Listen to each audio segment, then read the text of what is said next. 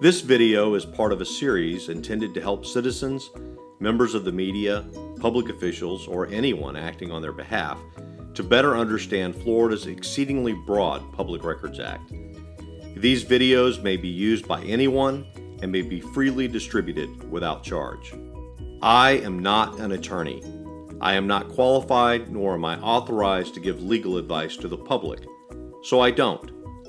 Any information provided by me in person, on video, or through fogwatch.org is readily available from the Florida First Amendment Foundation and the Florida Attorney General's Office of Open Government, as well as many other sources online.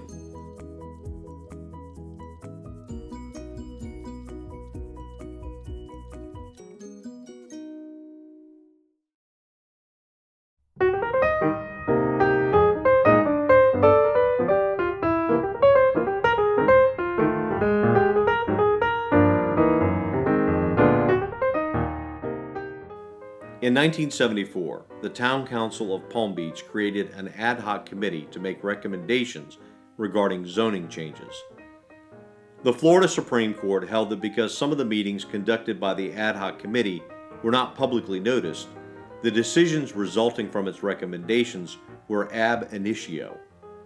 While that case dealt specifically with Florida's sunshine laws, the principles enunciated by Florida's High Court are no less instructive with respect to Florida's public records laws. Justice Adkins opined that Florida's open government laws should be construed so as to frustrate all evasive devices. In 1974, the city of Gainesville refused to allow a labor union access to a proposed budget. The city argued that because the budget was only a proposal and not the final budget, it was not subject to inspection. The First District Court of Appeal held that it is clear that proposals concerning the fire department's budget, which are made by a city employee in the normal course of conducting the city's business, are materials which are open to the citizens of this state for inspection. In 1976, Marcia Warden, a labor organizer, sought access to the names and addresses of employees of the St. Petersburg Junior College. Michael Bennett, the college president, refused Warden's access to those records. Bennett argued that the personal addresses of employees were private and therefore not subject to release, and that because Warden was seeking to organize employees of the college, she was not entitled to obtain the records. The second DCA ruled that the Public Records Act does not direct itself to the motivation of the persons who seeks the records, and the purpose for which Warden sought these records was certainly not illegal. The fact that she intended to use them to help her in her labor organizing was irrelevant. The court went on to find that there is nothing in the Public Records Act that would intimate that a citizen's right to public records is conditioned upon first asserting the requester's intended purpose for seeking access to the records. The court further rejected the proposition that because the records sought by Warden may have been available from other sources, that Bennett was absolved from his ministerial duty to make records available upon request. The court opined, the fallacy in this reasoning is that it presupposes that simply because the information contained in certain public records might be available from other sources, the person seeking access to these records must first show that he has unsuccessfully sought the information from these sources.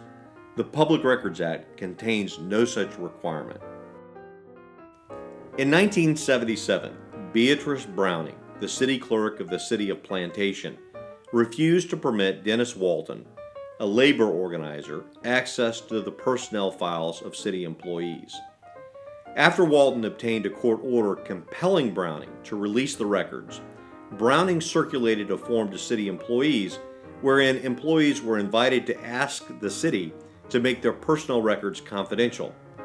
The fourth DCA held that the appellant seeks to have this court judicially engraft the self-imposed exemption to the Public Records Act. This we cannot do. The purpose of this statute was to open the records so that the citizens could discover what their government was doing.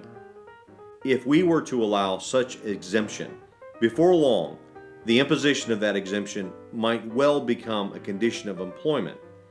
This would plainly thwart the purpose of the statute.